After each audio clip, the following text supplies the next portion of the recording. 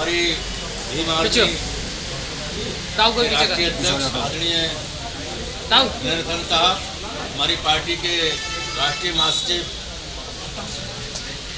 Ravindra Bhati advocate जी, हमारी party के राष्ट्रीय कोर कमेटी के सम्मानित सदस्य और राजस्थान प्रदेश के प्रभारी चौधरी सतपाल सिंह जी, हमारी पार्टी के हरियाणा प्रदेश के प्रभारी और दिल्ली प्रदेश के भीम आर्मी के अध्यक्ष हिमांशु वाल्मीकि जी, हमारे राष्ट्रीय कोर कमेटी के सम्मानित सदस्य गुलजार सिद्दीकी जी, हमारे दिल्ली प्रदेश के पार्टी के अध्यक्ष महेश जी।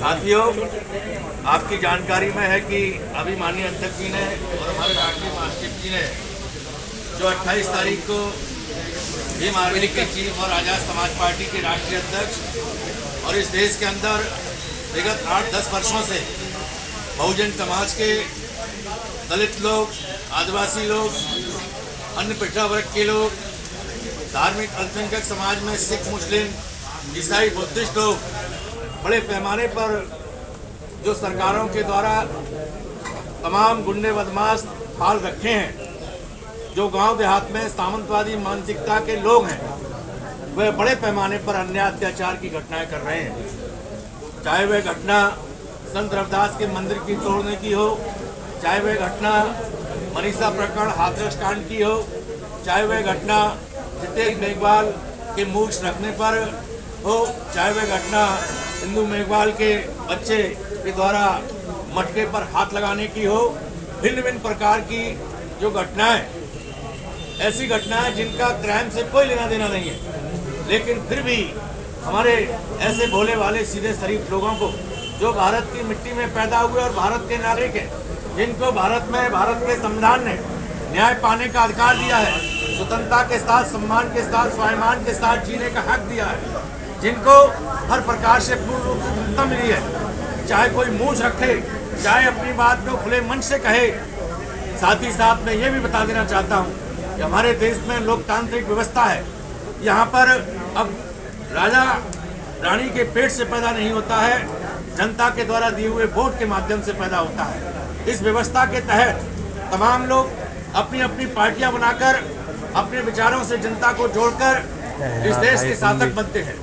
इसी प्रक्रिया में यदि इस देश का बहुजन समाज का एक उभरता हुआ नायक, उभरता हुआ नेता, जिसको अमेरिका जैसे देश ने ये साबित किया कि देश के अंदर, भारत के अंदर यदि कोई उभरता हुआ नेता है जो दबे कुचले, शोषित, पीड़ित लोगों की, जिनकी आबादी इस देश के अंदर लगभग 85% है, ऐसे लोगों का कोई नेतृत्व कर रहा है तो वह अकेला नेता भाई चंद्रशेखर आजाद है। जब ऐसे नेता को जनता पसंद कर रही है, 12 फरवरी को जब हमारे राष्ट्रीय अध्यक्ष भोपाल जाते हैं तो मीडिया ने साबित किया लगभग 4 से 5 लाख लोग उन्हें देखने और सुनने के लिए आते हैं। ऐसे व्यक्ति को इस देश की मनुवादी मानसिकता के लोग रास्ते से हटाना चाहते हैं। ऐसे व्यक्ति के ऊपर समय समय पर झूठे मुकदमे लगाकर उन्हें जेल की सलाखों में डालते हैं, कभी रास्ता लगाते हैं। चाहे वो एनआरसी के धरने में गए तब भी उनके ऊपर रास्ता लगाकर 8 दिन के लिए जेल भेजा। जब बारात प्रकरण सहारनपुर का हुआ तब भी 16 महीने के लिए उनको रास्ता में लगा के जेल भेजा। जब वे इंदु मेघवाल की लड़ाई लड़ने के लिए जयपुर गए तब भी 4 दिन के लिए जेल भेजा। समय समय पर हमारे राष्ट्रीय अध्यक्ष जी को जनता की आवाज और जनता की लड़ाई लड़ने के कारण ही जेल में डाला जा रहा है। इसके पीछे जो मुख्य कारण है वो यह है कि भाई चंद्रशेखर मनुवादी व्यवस्था के व्यक्ति नहीं है, बल्कि मनुवादी व्यवस्था के खिलाफ इस देश के अंदर प्रत्येक नागरिक को सम्मान मिले, सुरक्षा मिले, न्याय मिले, शिक्षा मिले, रोजगार मिले, इस व्यवस्था को लागू करना चाहते हैं। यहाँ पर हजारों साल से दबा कुचला, शोषित, पीड़ित समाज, ऐसे लोगों के वोट लेकर दूसरी पार्टियों ने सरकार बनाकर इस समाज के साथ धोखा किया है। इस धोखे से जागृत करने के लिए जब चंद्रशेखर भाई ने भीम आर्मी की टीम के साथ, आजाद समाज पार्टी की टीम के साथ 8-10 साल से संघर्ष करके एक मुकाम हासिल किया है और ये संदेश दिया है कि आने वाला समय इस देश के अंदर बहुजन समाज के लोगों का है, भाई चंद्रशेखर आजाद का है, भीम आर्मी का है, आजाद समाज पार्टी का है। तो साथियों, चाहे किसानों के धरने की बात हो, चाहे खिलाड़ियों के धरने की बात हो, चाहे नोएडा में जो विकास प्राधिकरण ने किसानों का पैसा नहीं दिया है वहाँ के धरने की बात हो, चाहे मनीषा प्रकरण के धरने की बात हो, चाहे इंदु मेघवाल के धरने की बात हो, चाहे संत रविदास जी के मंदिर की धरने की बात हो, भाई चंद्रशेखर सभी जगह जाते हैं और जनता की लड़ाई लड़ते हैं, जनता के हक अधिकार की बात करते हैं, तो मनुवादी लोग जो सरकार में बैठे हैं उनको अच्छा नहीं लगता है। यही वजह है कि हमारे भाई के ऊपर समय समय पर 3 हमले हुए और ये विगत 28 तारीख को जो हमला हुआ वो तो बिल्कुल जानलेवा हमला था। आप लोगों की शुभकामनाओं से, इस देश के बहुजन समाज के लोगों की शुभकामनाओं से और भगवान गौतम बुद्ध की अनुकंपा से हमारे नेता बाल बाल बच गए। अगर वह गोली साइड से ना निकलकर सीधी चली जाती तो आज हो सकता है कि भाई चंद्रशेखर हमारे बीच में नहीं होते। इस देश के अंदर लोकतांत्रिक व्यवस्था के तहत शांति स्थापित करने की जिम्मेदारी भारत के संविधान ने सरकारों को दी है। सरकार की जिम्मेदारी है, यदि कोई सिर उठाकर बात करता है, कोई कानून को अपने हाथ में लेता है तो उसको उसी समय गिरफ्तार करके जेल भेजा जाए। आज हमारे नेता के ऊपर इतना बड़ा हमला हुआ और पुलिस ने लीपापोती करके 4 व्यक्तियों को जेल भेज दिया, लेकिन ये बताया नहीं कि ये व्यक्ति किसने भेजे, इन्होंने हत्या करने का प्रयास क्यों किया, क्या उनकी कोई उनसे व्यक्तिगत रंजिश है।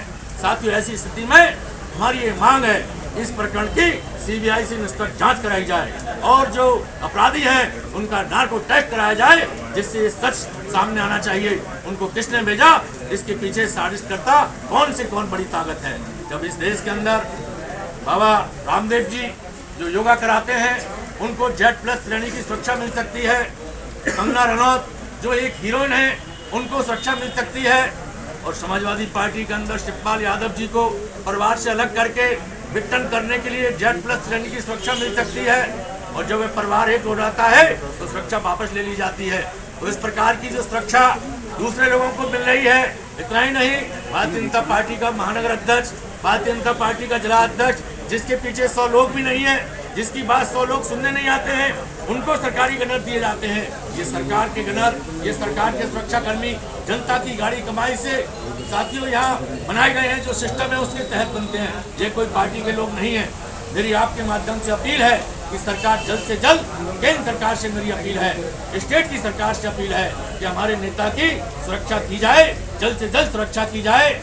नहीं तो ये बहुजन समाज के लोगों में इतना आक्रोश फैल रहा है कि ये समाज, हम तो कुदरत का धन्यवाद करते हैं कि भाई आज हमारे बीच में है। यदि वह चले भी जाते तो मनुवादी ये ना सोचे कि हमारा ये मूवमेंट रुक जाएगा। आज लाखों लोग भाई चंद्रशेखर बनकर गांव-गांव में संघर्ष कर रहे हैं। तो साथियों, आपके माध्यम से मैं कहना चाहता हूं कि लोकतांत्रिक व्यवस्था के तहत इस देश को संचालित होने दें। यहाँ जबरदस्ती मनुवादी लोग तानाशाही करके किसी को रास्ते से हटाने की कोशिश ना करें। यहाँ रास्ते से हटने वाले लोग नहीं है। यहाँ पर बाबा साहब डॉक्टर भीमराव अंबेडकर जी ने संघर्ष किया, इसी समाज के लोगों की आवाज उठाई, आज वो हमारे बीच में नहीं है। मानवर कांसीराम साहब ने आवाज उठाई, आज वो भी हमारे बीच में नहीं है। तो भाई चंद्रशेखर आवाज उठा रहे हैं, और चंद्रशेखर के बाद लाखों लोग आवाज उठाने वाले हैं। आज नहीं तो कल सच्चाई सामने आएगी और ये बहुजन समाज इस देश का वोट के माध्यम से शासक बनेगा। इन्हीं सब बातों के साथ धन्यवाद। जय भीम, जय भारत। आप सभी सम्मानित साथी अपने